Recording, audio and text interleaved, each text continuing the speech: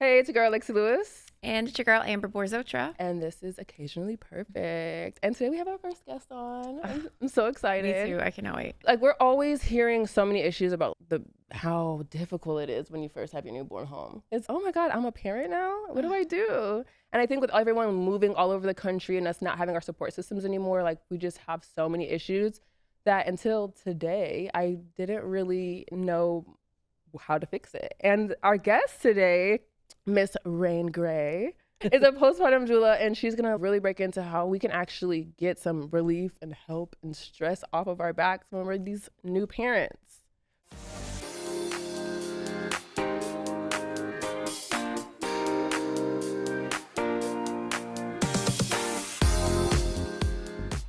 So welcome to Occasionally Perfect. Thank you for having me. I really appreciate it. So excited. Yeah. We're happy you're here. I cannot wait to dive into it because I have so many questions. Yeah, when we were going through it, I'm like, oh, yes. I didn't have a doula, so I'm very excited about it. I didn't even know about doulas when I was pregnant. So I had a friend, my daughter was like 4 or 5. She had a doula and she came and she cooked for her. And I was like, wait, there's someone that would cook nutritious meals for you? Yes. Yeah, I think so. Just right now, can you just introduce to our audience, what is a doula? What does that mean? So it's such a multifaceted term. Doula basically just refers to someone who's a support person, a care person, because there's so many different areas in which you can be a doula. I'm a postpartum doula. There's a labor and delivery doula. There's a death doula. So it's really, yes, time for that's another podcast. Yeah. But there's just so many areas in which people really need support. Yeah. And I think historically, the family unit and the family structure has been so much closer. And if you go back even 50 years, but obviously hundreds of years, people didn't move from their families. So you were able to get that support from parents, from sisters, cousins, and so on. Aunts and uncles, and these days family unit is very fractured. Not only that, just economic wise. Before I was in California and my family's all in India, so it's like they were calling me, but that doesn't help them. No, that does not help you when you have it. Yeah, you're like, thanks, but like, also I gotta get off this phone. Yeah, I'll send you wipes and diapers. I'm like, thanks. I was grateful, but still, it's very much a thoughts and prayers approach, which is when you're having a baby, you're like, I need hands in here. But just I need sleep. Yeah, but economically, a lot of people just, that family members don't have the time to come because they're still working. So our parents are working later. Or I feel like if you just even go anywhere online on socials, you'll see people talking about grandparents just being out living their best life. Like parents I'm on vacation. What do you mean? Oh, I'm living for my grandchildren anymore. They're very much doing their own thing, and more power to them. But as those of us that are starting our journey as parents, you still very much need that support. And when you don't have it, you really feel it. Especially as the birther. So a postpartum doula is someone who comes in after baby is born. And that can be day of, that you get home from the hospital. That can also be a few months in. I think one of the things that people really don't know is that just because you don't have a doula in the first days, weeks, months, you can still reach out to a postpartum doula. If you have a 4-month-old, a 5-month-old, 6-month-old, that's I was gonna say, what are the ages up until usually that you would have a doula? So it's different for everybody. This is what's hard about this field, is that there's so many variety. Yeah, we're all kind of entrepreneurs and independent contractors. So the parameters are really all over the place. There's no one size fits all. Doulas very much find the one that works for you. The good news is it's a very much growing field. So you can for sure find someone who can fit your needs. But I would say generally there's not many postpartum doulas that would take on someone who is getting close to having a year-old. Or more for, I would say, 8 months and down. And the sleeping, when you're not sleeping. Yeah. Someone's always having a baby, so you ain't going out of business. Yeah. What's the difference between a postpartum doula and a labor doula? So a labor doula, you would consult during your pregnancy. They would help you formulate a birth plan, or you would communicate your birth plan to them.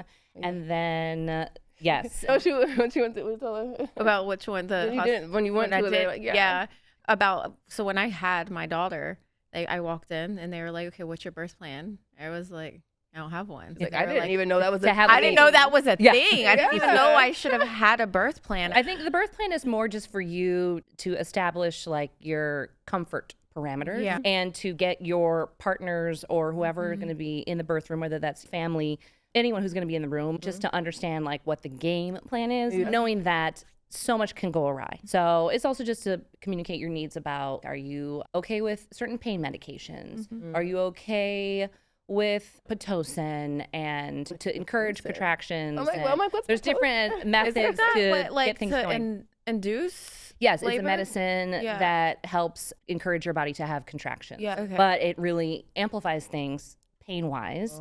There's other ways that they can do a membrane sweep, and there's all these various, and I am not a labor doula, and my kids are 8 and 10, so I'm like a little fuzzy on all the things. Let me stress this.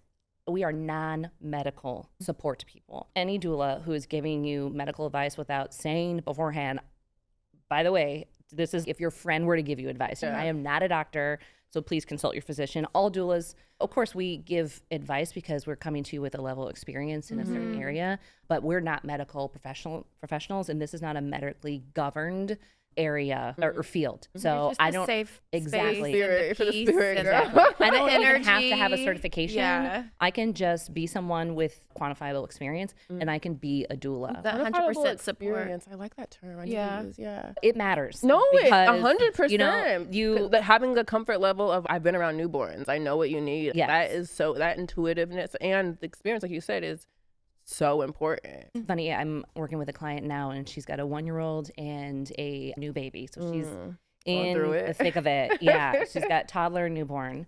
And her partner travels a lot, so she's often solo momming, and it is no heavy. joke when you have a partner who's there all the time. Yeah. She's really in the thick of it, and whenever I am able to like get her toddler to do what's supposed to happen if I'm engaging with the toddler, or whenever I get the baby to sleep or something, she's always like, she said a couple of times, I just don't understand it. I think you must give them something. It just makes them. And I'm like, no.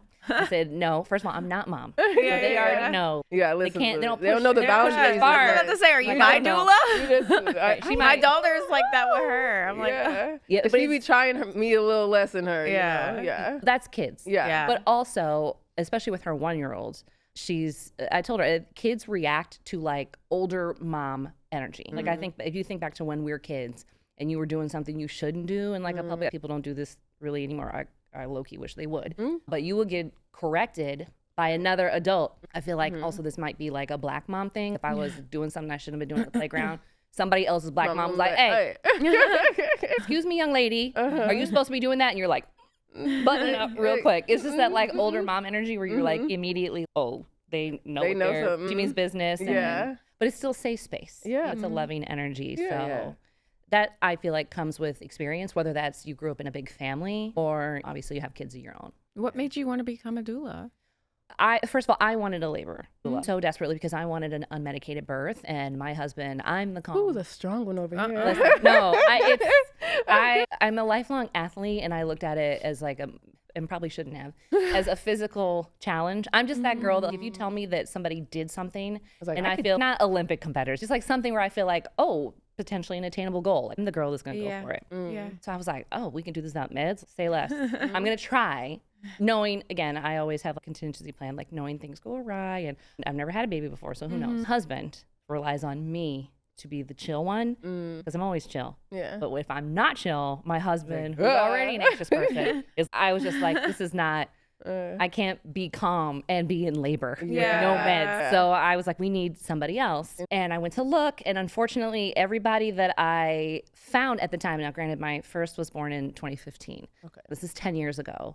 And things have changed a lot in 10 years. Yeah. And in the doula space in Chicago, most of the people I found were just by looking at them, I was like, it's not going to work. Yeah. My husband is a born and raised Southside Chicago, very typical black guy. And my mother-in-law, his mom and his aunt were going to be in the room, which I'm very like, I don't care what anybody sees when it comes to that. So I'm like, it's fine.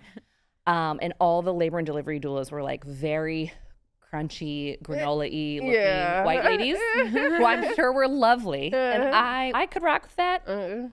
He was like, I was like, I didn't even show him because I was like, I knew if he had somebody come in, Rebecca with like half of her head shaved, and what you gonna do? yeah, no, just in her trying to tell him something about how to, he was about to be like eyes rolling to the back of his head. Yeah. And I just already knew that was just, no one was going to take someone like that seriously or feel comforted and supported. And the whole point is support. So I ultimately didn't move forward, and then ended up having a textbook wonderful birth, but I had a not lovely experience with my doctor.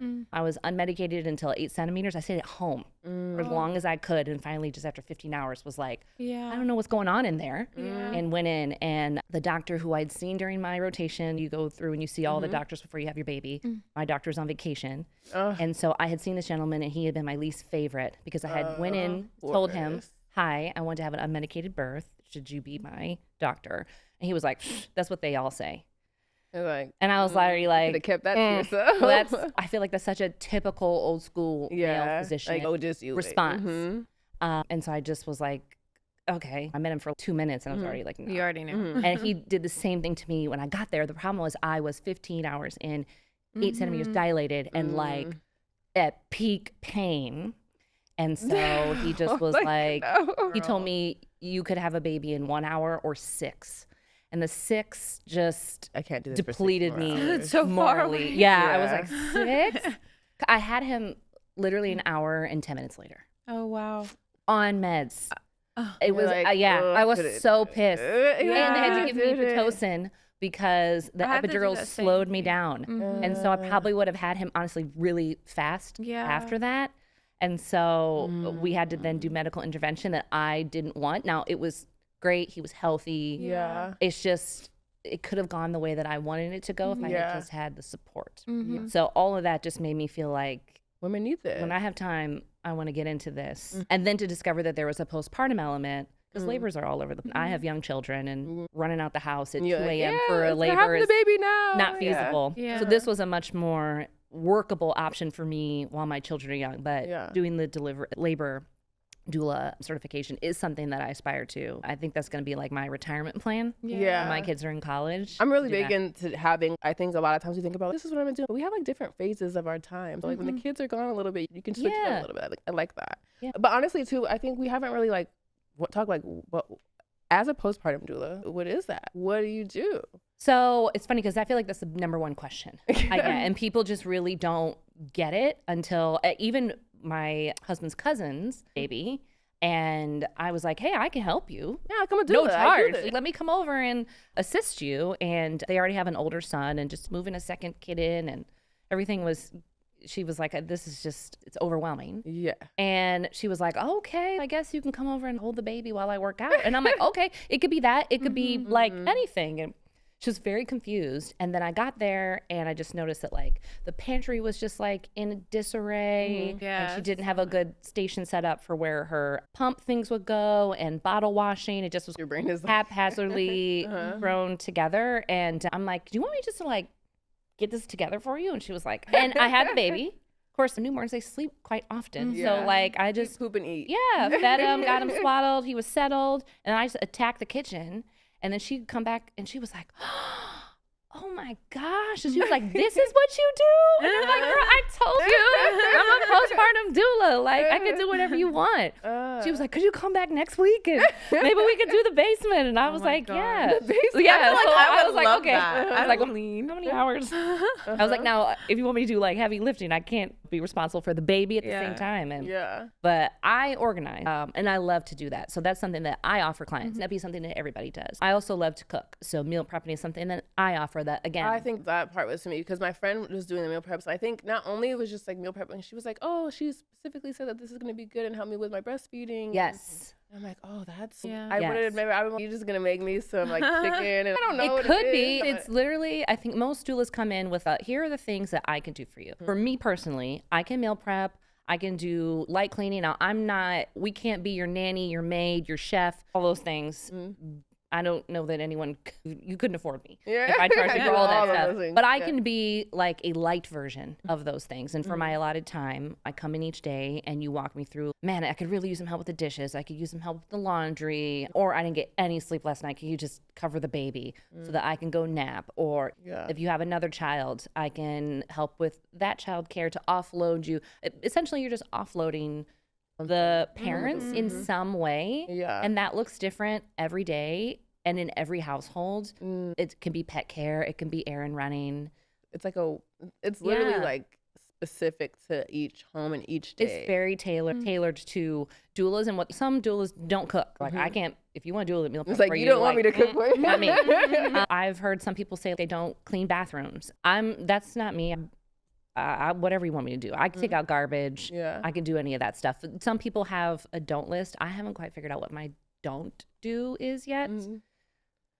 Stay tuned. I was gonna say, I was like, oh no, once you say that, someone's don't gonna know. do I know something. someone's gonna say You're that, like, not that. Not that. Yeah, I don't know what it is. But again, I have my own kids. They're older, so I've been caught through puke it. in my hands before. Yeah. I've had to give an enema to a baby. yeah. Like, so yeah. there's really not much up there that would make me Makes me be like, squeamish. oh, yeah.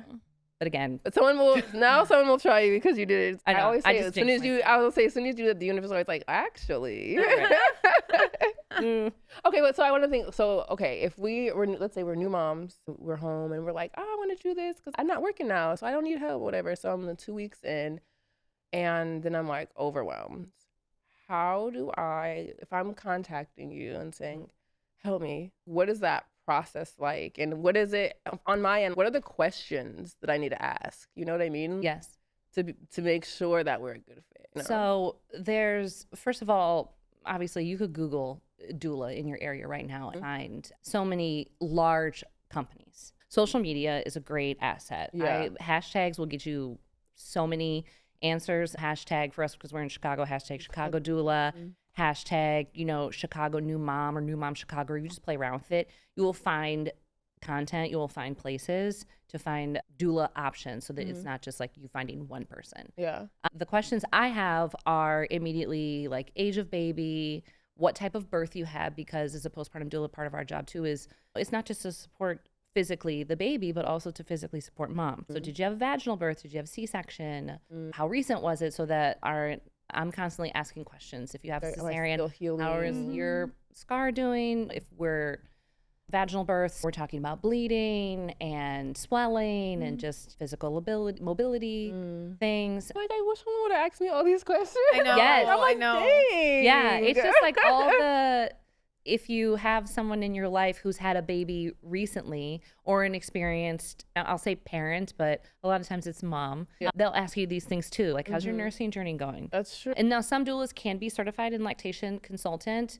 I will say most of us have some experience troubleshooting lactation issues, but would still refer you to a proper lactation consultant because they are like chef's kiss. I had one and she changed my world on my second baby. On my daughter, I did a class before because I was like, I'm going to do this. And I felt overwhelmed. And I went to my class and they did all the examples with the babies. And then I felt so empowered to it because I was like, I don't know these things weren't for that. Yeah. They were just cute before. Now they got purpose. Yes. And it's crazy how mechanical nursing is. Yeah. So being a postpartum doula, a lot of it is with newborn babies. Essentially, we're troubleshooting sleeping and eating all points of the day. And that's all we talk about. When did they last sleep? When did they last eat? That's like the first questions I ask when I come in and I find baby. And if you're breastfeeding or you're pumping, there's a lot of questions around this area. The interview process really just goes about us discussing like what your birth experience was, like what's been going on with you since, and then what you're looking for support in. For parents, I would say the questions for the doula should be around experience, should be around hypotheticals, like how could you help me if I needed nursing help? How could you, I was having issues breastfeeding, how would you help me? And a lot of it's really just getting comfortable. So I would never sign a contract with a doula unless I met in person and had them in my home. Because it's one thing to meet somebody in a different place, but to have someone in your home is such a different vibe. When you were saying like, oh, I could tell from the energy, that's exactly what I was saying. I'm like, you're gonna be my home, and then you're a mess after a newborn. Yeah, and you need to see how they are in your house. And as a doula, I won't go any further unless you can't hire me unless I have been in your home. Yeah. And I also am very particular about meeting people who are going to be in the space. Do you have a partner? Do you have parents? Now, obviously, if people are going to be coming in like weeks in, months in, or whatever, I can't work with you unless I meet your parents before they come here. Yeah. Not that. But do you have someone who's going to be frequently over? Then because it's not just you. I have to also make sure that the vibe is good with your partner. The vibe is good with you have mom or dad coming over daily. You have to get to know everybody. Right, the whole right. family. It's all human energy too, so it's I don't know. I don't want it to be where it's no one doesn't get along. Babies feed off vibe. Yeah. Oof, man. Yeah. The vibe is off. Babies will let you Like- know Yeah. immediately. Yeah. So my whole role here is to provide support, not create chaos. Yeah. Yeah. So you have to be really, as a provider, intuitive about the environment that you go in and find out if it's not a good fit. Now that, I'll knock on some wood somewhere, hopefully, mostly wood. That has never happened to me. And I've had nothing but wonderful experiences. Like I would totally kick it with everybody that I'd work with. Yeah. And I would take all their babies. So I've been very blessed. I've not yet had a bad experience. I think that part of that is really vetting. Yeah. But like my vetting could take 48 hours. Like I chat with you for a while, I come meet you, we hang out for a while, and then after that I'm like, okay, Yeah, this we is can good. get along. Yeah, we can get along. So is it? Would you do an hour a day or 2 hours? Is it like it just depends on the person?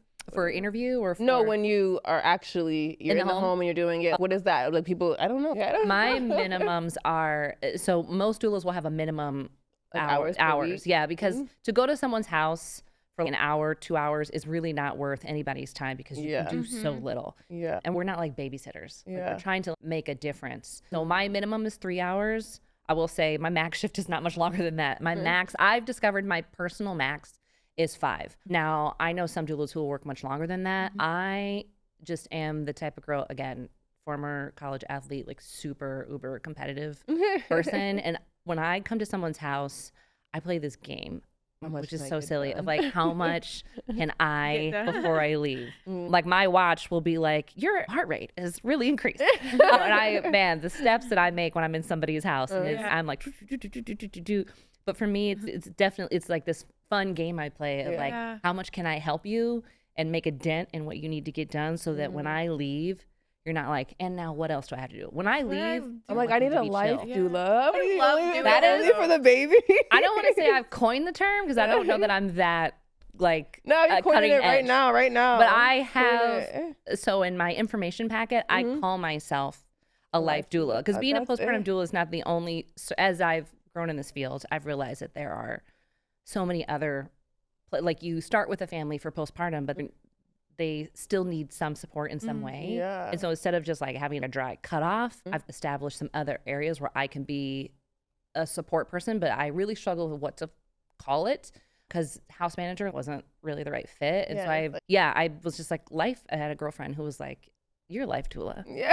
And I was like, gosh, am I? I Yeah. think I am, guys. No, that's what it sounds like. Cause I'm just thinking, I'm like, this all sounds amazing. Like, I'm like, do I need to have a baby till I can have some? No, you don't. You don't. Not for me anyway. No, I know. That's me. it. No, she has a 2-year. We live together, and she has a 2-year-old now, and then she reminds me. I'm like, oh no, because I'm like, Liv is 9, so I'm like, I'm in the. Oh, she's independent. And, Yeah. and Two then- is not as much. It's nonstop. Yeah. It is, but she's so demanding. Yeah, she's a bossy pants. She's definitely a boss baby. Yo. She's letting you I wish that I feel like the after postpartum part was like you were explaining. I feel like that's when I would need Yeah. doula. Yes. Me going in and not knowing what I was doing, going into labor, I actually got induced. I got induced a week early, but I was cool with that. I was like, I'm at the hospital. I'm gonna be taken care of. I went home. My boobs, I talk about this all the time. I just wanted to chop them off. Oh. They hurt. I wasn't breastfeeding, so I was trying to stop my milk. supply. Oof. So I remember my sister. Really painful. It is painful. And they were like, freeze cabbage, put it in your bra. I was sleeping with frozen so cabbage many- and it's soggy and I could smell it. And then Ice it was packs, my yeah. sister because it was just me and the baby. My partner at the time, he was away working. So it was me and the baby. My sister stayed. I remember one time I was in the bathroom and they were like, don't use hot water because your milk. Yeah. So I'm taking a cold shower. I'm like, I need hot water. I turn on and I get out. I'm crying. I'm bleeding between my legs. My boobs are just not stopping. My sister, I screamed for my sister and I'm like, I just wanted to stop.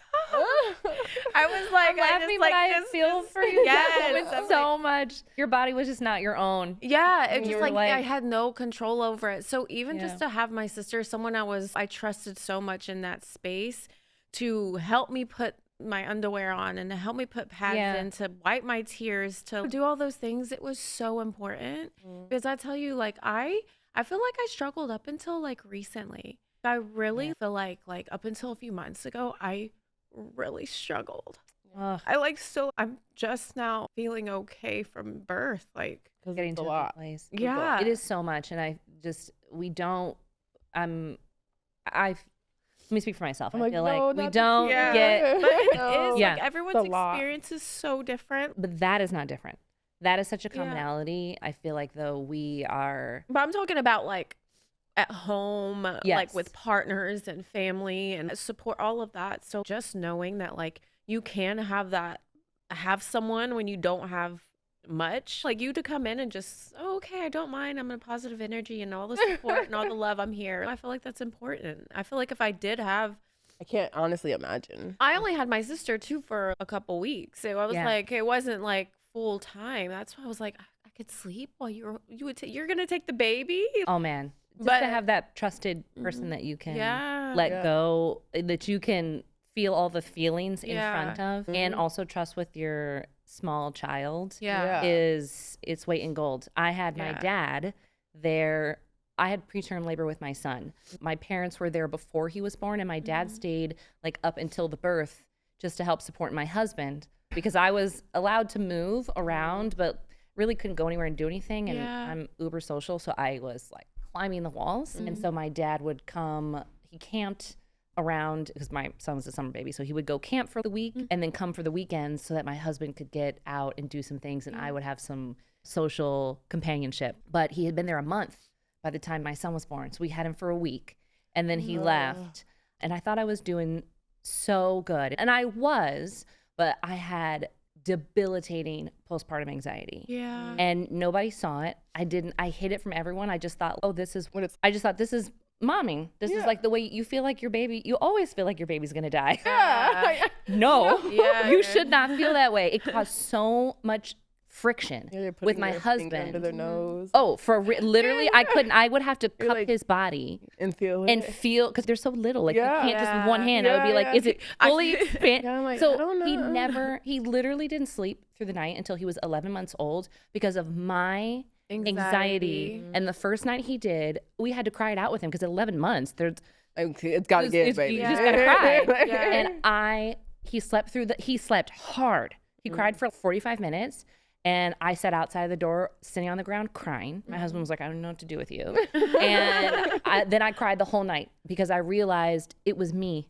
It wasn't him, it was me. And I just couldn't leave him alone enough. And I got into so many just fights with my husband. My husband was like, you don't trust me with the baby. You won't leave me with the baby. And it wasn't that. I trusted him emphatically with my son. I just felt like if I wasn't near him enough to put hands on him, like I would get that anxiety, panicky. And you can't help what your body feels. No, but I didn't know how to verbalize from it. That or say it. I just was like, no, I just want to be near you two. But my husband rightly felt like I was suffocating him. So we would literally like argue over who got to have the baby. I've been there, and I'm so guilty of that too. Even now, like we've been weaning off of Sunday, and I'm like, she was like, Sunday will start crying. She's like, I'm like, no, Amber, just let her cry. Let her self-regulate. She's gonna figure out that, because her daughter is too, but she speaks so well.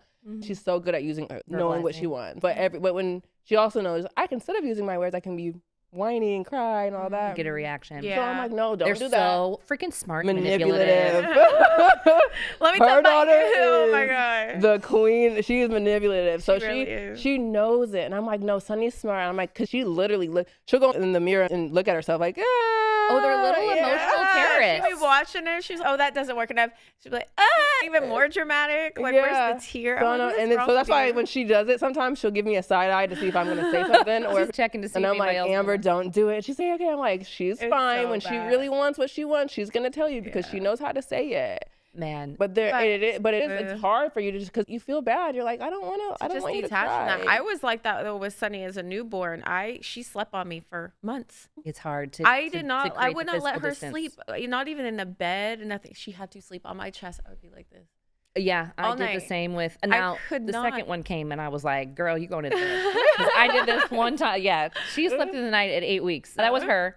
Not me, but it also was like I had my son was 1. I had to put her down because I had another baby. Yeah. Yeah. A huge part of the postpartum support, and one of the most important, I don't want to call it a gift, but one of the most important pieces of advice or strategies that I try to impart onto new moms. I feel like the expectation of parents, there's the whole gentle parenting thing, which honestly I could just go off into that. because I feel like we've boxed ourselves so hard into this, like, you have to be gentle all the time. You have to be, you can't be frustrated. You can't show any other type of like emotion any emotion other than like Glee and it's okay. happiness. And that is just, when your babies are little, that's impossible. I also feel like gentle parenting has pushed onto particularly moms this expectation that you cannot have your baby cry. And that is just, it's impossible. Yeah. The only way they can, and I tell this, I can't tell you how many conversations I have about this. The only form of communication your child has with you is crying. So crying can mean, oh, this spot right here itches.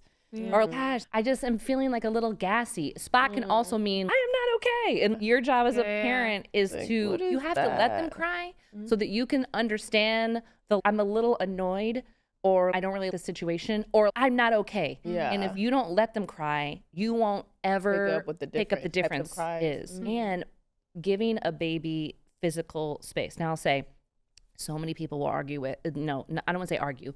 There's a very valid point that you can't spoil a baby. Yes, but I always come back with that. But the expectation, it's always someone who is not holding a newborn. That is, you can't spoil a baby. Yeah, but you got to go eventually. Yeah. Like, you can't say that to a new parent because they also need to like have a moment to sit on their own without a somebody human. touching them. Yeah. They need to also be able to get sleep. They need to also potentially work. So many parents, so many in households America, are two everyone parents needs to work. working household. Yeah, maternity leave is not long. Yeah. So to set yourself up for feeling like you have to make your baby happy at all times. You can't have them cry. Like, you can't sleep train. And sleep train includes sleep scheduling for younger babies. All these different things that are perfectly normal and healthy. Like, you have to create a scenario that you can live with as your baby grows and as you have to distance yourself for whatever reason, whether that's just for your own mental health or whether that's for work or both. But we do, in the day and age we live in, have to have some type of boundaries with our babies, unless you are someone who can stay at home full time, has infinite support. Then wear your baby, carry your baby, all you want. But otherwise, you're training your baby that this is what they need constantly, and then you ultimately can't live up to that because you eventually have to go away or do some things. Yeah. And then they're like, wait a minute. Yeah, whoa. What's happening You've always here? been here, and now you're not here. So the good thing is they won't remember any of it. It's hard for us as the parents, the babies. They transition so quickly, so easily, but it's rough out there for moms. Yo, I think it's more than rough. I didn't feel like myself. Not even that. You're not. You're a whole new person. I, of course, like am. Even now, I'm like, dang, you, on the other hand, your daughter has something every day, but it's like the agenda, your identity changes. Like, you rediscover yourself. That's one thing I feel like.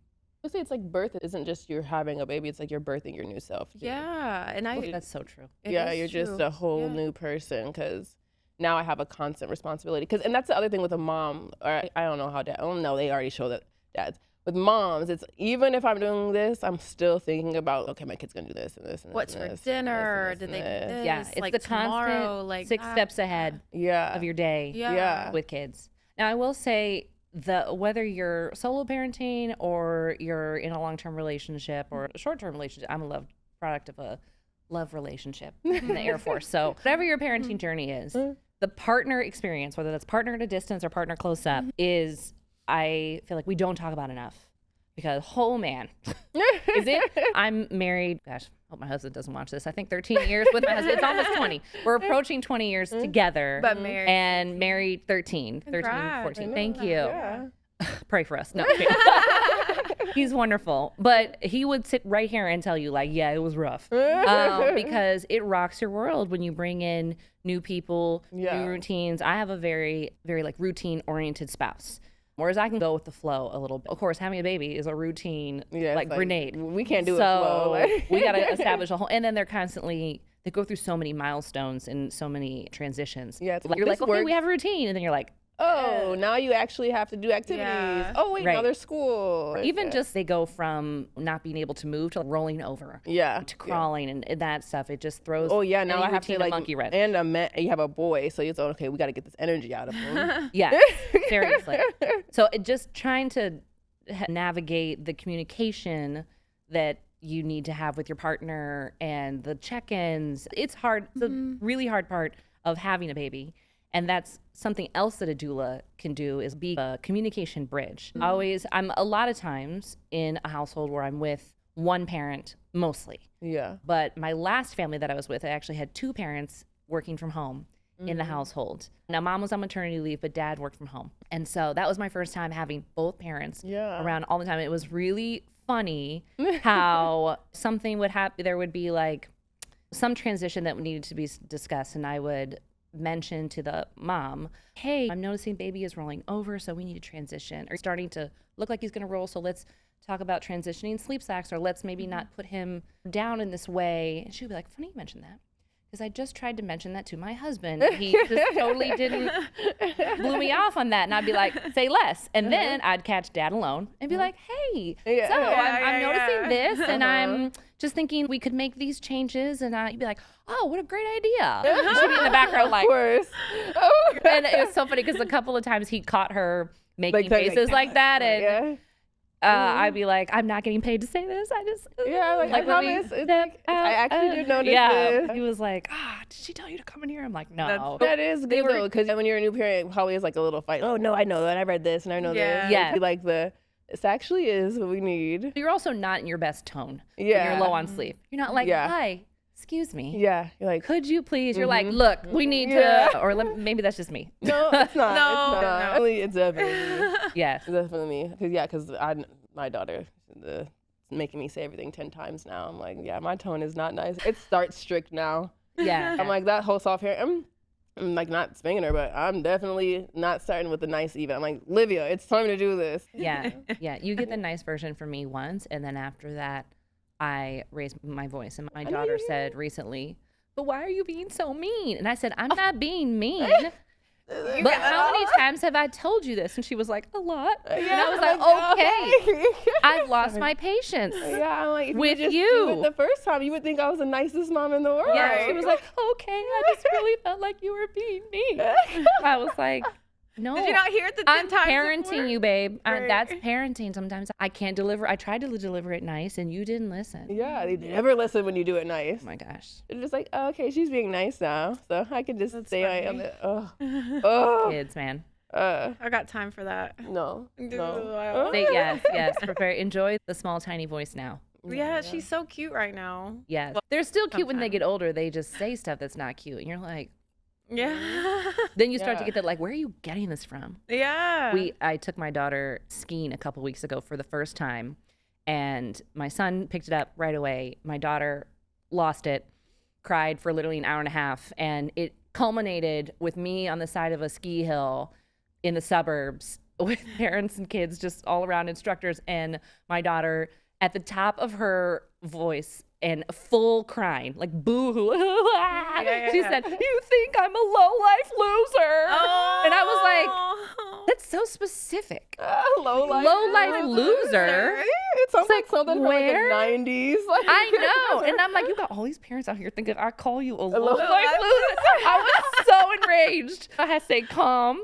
But I was more like, I was also curious. Like, she's been watching some Nickelodeon. That sounds like a Nickelodeon. So I'm like, that sounds like a thing. Nickelodeon. Like, is that That's an iCarly? You're a low-life loser. Yeah, It sounds was like a so Nick- specific, though. She shouted it so loud. I was just like, Oh my goodness. take me away. My daughter shouts other things out loud. She shouldn't be. She said booty butt. Yeah, Booty butt. She's always booty talking about. butt. She's always See, like, that I can rock with that. Boobies, this, like, boobies. I can rock No, with why the is it inappropriate word, but A low life loser does sound like and you're not at just that, it home. was so direct. You. right. Think I'm a low-life loser. I told my husband that. He was like, what the heck? You would think it's like we call each other that in the house. Like, you yeah. a low-life I can loser? hear. Sounds like something from Al Bundy or something like that. I was like, this. It was so bizarre. That's so funny. I know they're like, how does she call me? That- I know. I saw a couple instructors like, I Mm, was like, get back to the ski lodge. That's when you start talking between your teeth. Yeah. You've gone, she was like, oh, okay, I'm sorry, mommy. She knew she went too far. That's Yeah. funny. Is a doula a luxury, or should she be considered part of essential care? Do you see it as a luxury thing, or Oh, that's tough because I feel like I want to be really intentional in Yeah. mentioning that, first of all, I am not cheap. Charging a better price gives my clients a better product. Yeah. Now, that does, unfortunately, make me a luxury item. I know that the typical American household probably would not be able to afford a doula. Now, the way that I wrap my head around that is that I let people know that if they know someone that is struggling, I would love to donate my time. I would rather charge something that allows me to do this job and then gives me enough bandwidth and free time to then donate my time to a family in need Really neat. than to lowball myself so that I can doula for all. Right. But then just, I have to value myself Yeah. at some point. No one's going to do it for me. yeah, it's a lot of work too. It is a lot of work. Yeah. It is a lot. You're It's taking it's on very a lot physical. of that weight so that Yeah. the mom and the baby and everyone in the household can feel Yes. lighter, can feel like they can not Yeah, that pressure. you take, it's almost like you take energy out, or at least I try to take energy out with me. Yeah. So that Yep. I'm leaving Throw like, it in the trash your can house on your smells way out. better, Yeah. like it's lighter, there's Yeah. less garbage there, like things are put away. Mm-hmm. I want the energy to be lighter. But that means that you come out with a little bit of a weight, which I'm the type of personality where I can recharge really quickly, but I have had to acknowledge that You still there need to is a recharge. Yeah. Yeah. And so valuing my time as an independent provider, as a Mm-hmm. contract worker is super important. And I just realized that more was not more. Yeah. Um, That I'd actually rather charge more and work less hours and have more Right. free time Yeah. than charge less and work a million hours and just be comatose. But it is still but you even said though still it is still I'm not gonna have you every day coming in for a doula. No, so there are you different could. packages and Yeah. stuff too though. You can get someone to, and it's again independent for every doula. Some people are like, everyone sets their own parameters. That's the beautiful part of being in this field, is that it's not a one size fits all. I can very much make this work for me. Like, I offer hours during which my children are in school. There's a huge market out there for nighttime coverage, night nurse or night nanny or night Yeah, doula. There's a yeah, bunch of yeah, different yeah. terms for it. And as much as I would love to offer, that's just not feasible for me personally. I have actually recently brought on a friend because a client that I worked with needed some evening support and I couldn't offer it. And my girlfriend wanted to get into the field. And I was like, hey, I have actually a family who's looking for some late evening hours, like a 7 or 8 to midnight. And she was like, oh, I could do that a couple times a week. And so that's great. Yeah. There's a way to fit in what you want. And Yeah. as a provider, there's a way to package yourself in a way so that you can earn income and support a family but make it work for you. Yeah. Yeah, but I think because I'm just thinking, if I would have had someone even come in once a week, I would have been so much Yes, more. a little bit makes a difference. Just Honestly, reset your house or something. I just saw there was a post and someone was like, when's the last time you went 24 hours with your kids? And literally everyone was like, had been years or whatever on this post. And I'm like, you don't realize how like constant you're a parent because it just doesn't stop. So to just have I just moved back home and I have my mom and I'm like, oh, I have hours so I don't have to think about her because I actually know she's okay. She's taken care of. So I just know, especially when you have a newborn, because you're not sleeping on top of that. Yeah. Had 3 hours in a week if I could Oh, get feels to like a that. spa day. If I could get to Tuesday. Yeah. Just, I could get a nap. right. Yeah. Tuesdays and Tuesdays come. Those weeks go, Jeez. they just blend in. So I Oh, know it's every Groundhog's Tuesday. Day. It's like, When you got a small baby, it's Groundhog's so Day. I know that 2 hours, that 3 hours on Tuesday, I would be looking forward to. Yeah. I just love that you can really mold it into something help because Yeah. And I would encourage families who are looking for a doula to ask, hey, first of all, most doulas are very upfront about pricing. So ask right away, what is your rate? What are your hours? And then, hey, be really honest about your budget. I offer a price range. I work through a good friend's company, WTF Parenthood LLC, and the WTF does stand for what you think it stands for. And everyone's always 'Cause that's like, when does that say WTF parenthood? I'm like, oh, yes. That's how it is. It's like, it's going Yes. on. Like, oh, What the fuck? actual fuck. I feel like we should rename. Yeah, WTF. Actually, yeah. Wow. I just saw this post and they were talking about the night when they bring the baby home and the parents are like chilling and then they're like, there's a baby crying. They're like, oh, there's actually a baby here. Like there's another so person in our crazy. house now. Yes. Because you really do forget. I'm like, oh my God, It's so crazy how that you just, there's just a person all here right, you just came every here. day and forever. You just And you're here now. responsible for Yeah, them and yeah. setting them up for success. No pressure. Okay, we're doing it. Okay. But what is like Yes. in that, I guess, being in that space, what do you wish a partner understood about childbirth and postpartum? Oh gosh, that is such a loaded question. Everything. Yeah, because it's hard. Yeah. Now, I wish I say this often, and I hope I can say this in like a way that doesn't offend anyone. But I wish I had more gay friends because I would love to hear more about what the experience is like see that with a what you mean. same-sex partner. I see I'm mostly know what it's like in a hetero situation, Yeah. and the default parent. yeah, where, well, obviously the weight of it falls on the birther, and that's with or without nursing. Now, clearly, if you're nursing, Even the more so. full weight Right. of it falls on you because you have to produce the milk. Like, Mm-hmm. even if someone else is giving them a bottle, you still got to generate it, you got to pump it, Yeah. or you have to feed them directly. There's just so much. I think the thing that for men that they really can't wrap their head around is the overstimulation for the female. It is. And I even think for those of us that are in the thick of it as moms of young children, you don't even realize how overstimulated you are until you get a break and you're like, you literally have a, But you really, you really Yes. feel it. and it's like it hits you at how much, like where your mental health was at and how far past you're like on a scale of 1 to 10, you weren't even at a 10. You were like at a 20, 30, 40. You didn't even realize how bad it was until you're just not being touched, called, like until you just fully have space and you're like, wow. that's a lot. I don't think that men fully understand it because there's someone, I tell my husband, one of you is always clutching at me. And I think that's the hard part too, because physical touch between partners is so important. When you have a small, especially a small baby, but even with kids, but particularly small babies who obviously there's a lot of touch, a lot of physical contact with new babies, then it really changes your routine with partners when it comes to intimacy, whether or not you're having sex. Just physical touch. Because my husband and I are very touchy-feely.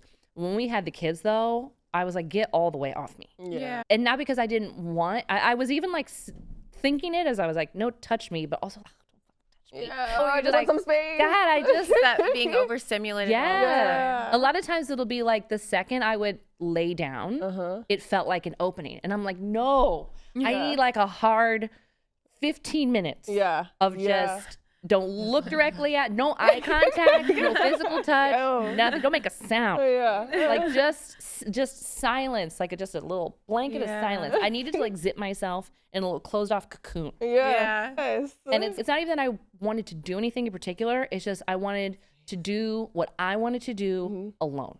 I think that's so hard to quantify for someone who doesn't go through pregnancies. Your body is not your own. For such a long time. And just you're so tired. Yeah. See, that's it. I had a friend that I had to apologize for because before I had a baby, I didn't understand how tired your body is. I guess especially when you're producing too, because your body is literally, oh, you have nutrients, let me give it away. Yeah. There goes your hair. There goes your skin. There goes all of it. I always when I was pregnant, I said that I had a little demon inside me. I'm like, she's sucking the life out of me. I had to wear wraps on my wrist because my bones were so fragile. Like I was just so fragile. And I'm like, I'm an athlete too. I'm all tough and everything, but they literally suck the life out of you. Yes. This is I'll interrupt this with a PSA of ladies who are having a baby and postpartum. Go to the dentist, by the way. Just go to the dentist. Your dental health can be really disrupted by pregnancy and postpartum. Because breastfeeding, growing a human, obviously, and breastfeeding is a nutrient suck. Yes. So, all that away. like, you're more susceptible for things like gingivitis, and I don't know all the dental medical terms, but like your gum health can really be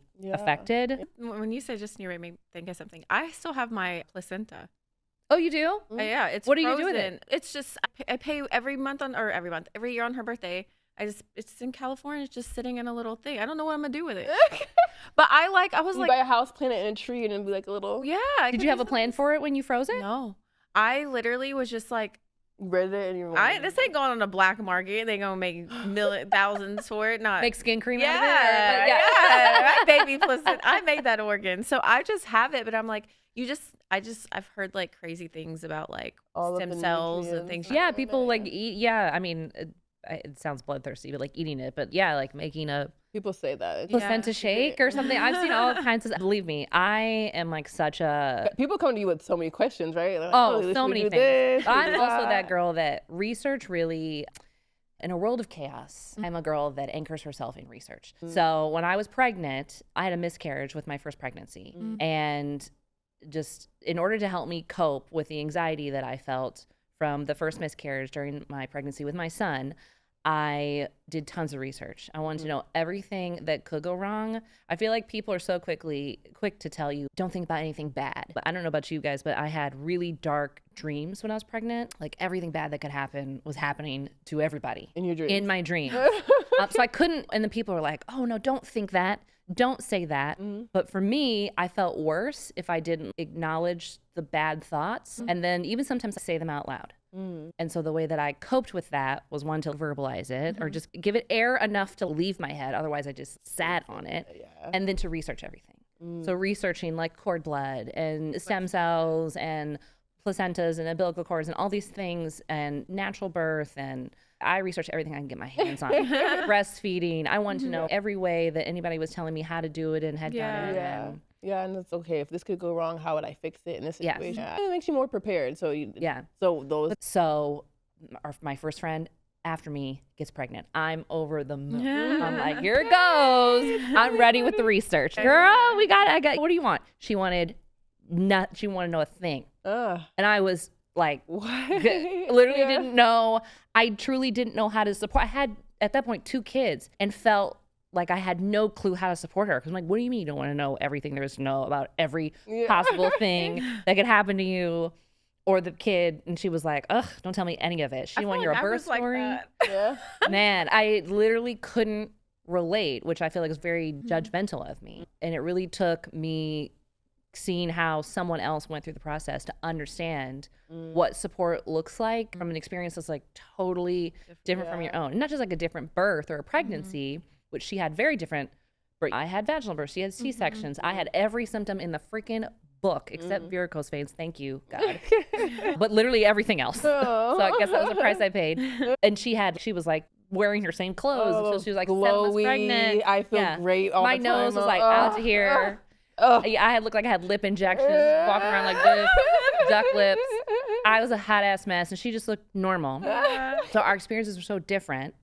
And then our postpartum journeys were also so different. So it was really an eye opener for me on how to support someone who's living just having such a different experience. And that people do have different experiences, I think. Cause Yeah, it's like, and it's still their experience. They're not any less a mother. Yeah. They're not any less pregnant. Yeah. They're just feeling it differently. They're just reacting differently. And what, at the end of the day, like we both have happy, healthy, beautiful children, and we both have loving relationships with our kids. There's no difference in the mothering, whether the style of mothering and pregnancy is totally different. the support. Yeah. I mean, And I think that's the part that as a doula is the most fun, is seeing somebody else time and time again going through the same thing. There's nothing more unifying than being with a woman who's having a baby and going through the same thing of thick of it. It's like a different age, different walk of life than you, and it's just still all like the same thing. motherhood. The tricks all still work. The sleep Yeah. tricks, the breastfeeding things all still work, and Yeah, Yeah, and and I'm but there's the basics of the basics, and I'm like, because we've been having babies yeah. since that's how we're here. Literally at the end of time. So much doesn't change, but so much does. Thank God for modern Resources. medicine. Yeah, yeah, science. yeah. Oh yeah, because we just saw today that it was like saying that in Europe during like the Black Plague and stuff, like there was a hospital where 70% of mothers died during childbirth. Oh, yeah. And it was the For not Renaissance. sterilizing. It was the Renaissance era, but it was because of not sterilizing. And I'm like, so that That's changed. Yeah. Renaissance. We've come a long way, but with Black maternal health, we have a long way to go. Yeah. And it's such a source of, I feel like anyone who's in the maternity, postpartum field and works with Black women, it's such a passion point to understand the lack of resources and just the lack of compassion that as Black women we are predisposed to. It's just, so when you read the statistics, I honestly don't even like to do too much research. That's one of the areas where I'm like, let me just stay away, because it's just so disheartening is putting it so mild. Just to know that as Black women, we're just that much more likely to not be believed in our pain and in our discomfort. So crazy to me to think that I can tell you that I'm in pain and you're just telling me that I'm not. Yes. It just, are you in here? I just can't imagine the audacity for you to tell me that I'm not in Have pain. you seen that in the news a You lot? see it so Yeah. frequently. You do. It's when you know about it, then it pops up literally everywhere. Yeah. And you're like, damn. And they're just sitting there watching you in pain. Yeah, and it's just, I don't know how you have the audacity to tell me that I know my body and I know that.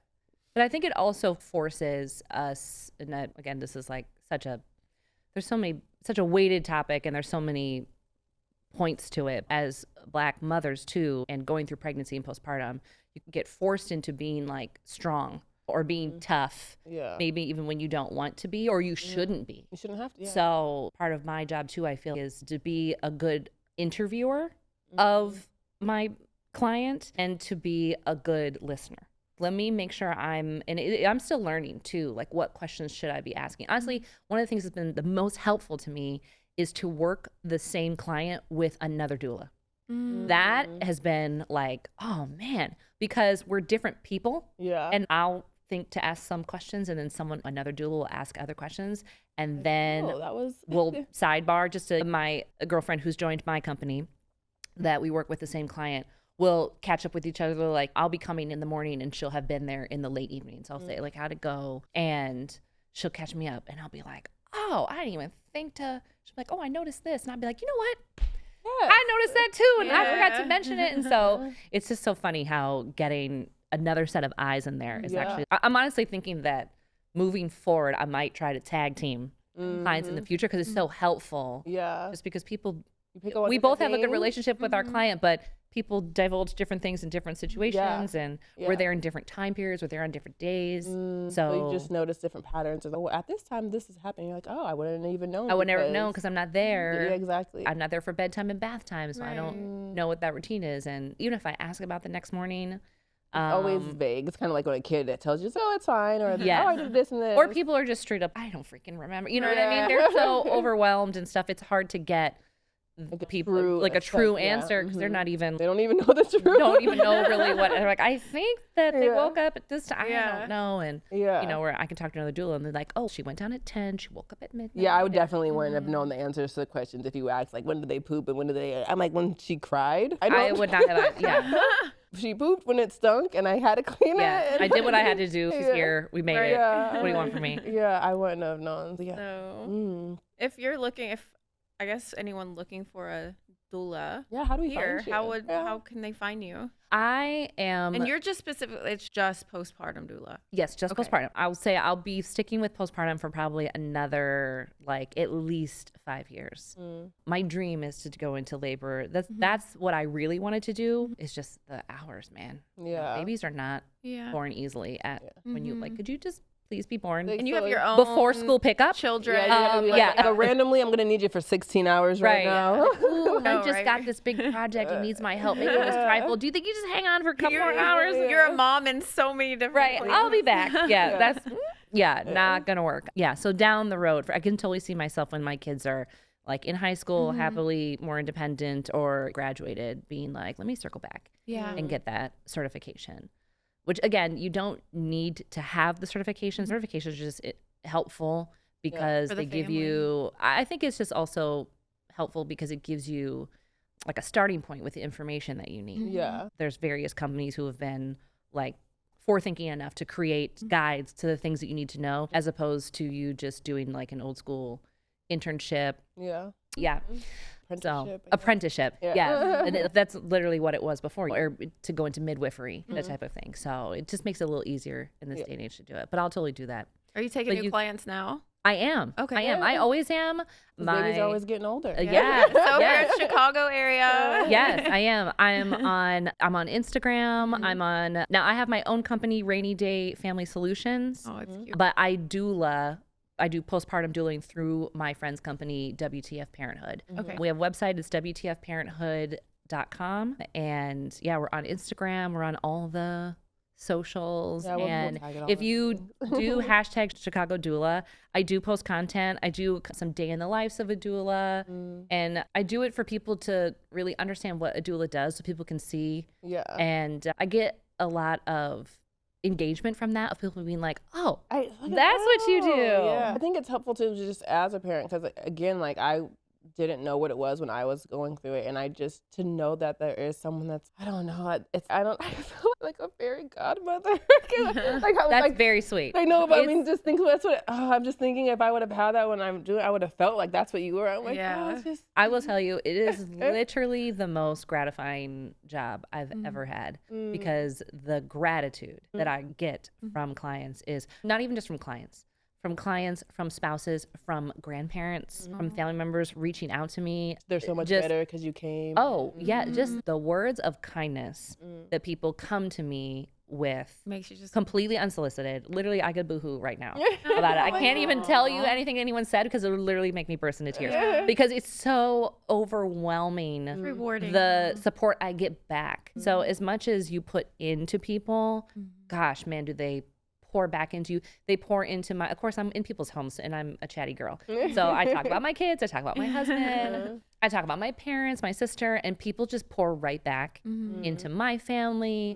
I had a client just gift us, the spouse is really into AI, and I like literally know nothing. But obviously, being a 90s girl, realized that cutting edge technology is important to know for kids. And so my son is really into technical stuff, and this client was like, let me introduce him to AI. Like, I'd love to take that on. And I'm like, for real? And just out of the kindness of his heart from us like a big chatting. family. Yes, it really is. Just, I try to be very, of course, I'm like in your home holding your baby, like sometimes putting hands on people to assist. And so it's a very intimate relationship. I do try to be very careful about boundaries, but inevitably I'm with these people a lot of times, for a lot of the day. And I don't want to say that I become friends with every client, but there's so much love there. And it's just such a friendly relationship. So I feel very blessed to still be in contact with every family that I've worked with, and like Christmas cards and